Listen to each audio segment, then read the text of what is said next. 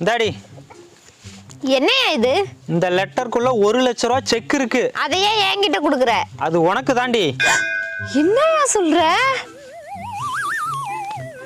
1 லட்சம் ரூபாயா?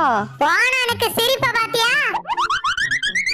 இந்த வருஷம் நீ பண்ணைக்காக நிறைய உழைச்சிருக்கடி, அதான் இந்த gift. இப்பயாவது என் வழியை புரிஞ்சுக்கிட்டியே, ரொம்ப சந்தோஷமா இருக்கியா? சரிடி, அடுத்த வருஷமும் இதே மாதிரி பண்ணைக்காக நிறைய உழைச்சுனா இந்த செக்ல கையெழுத்து போட்டு தரேன்.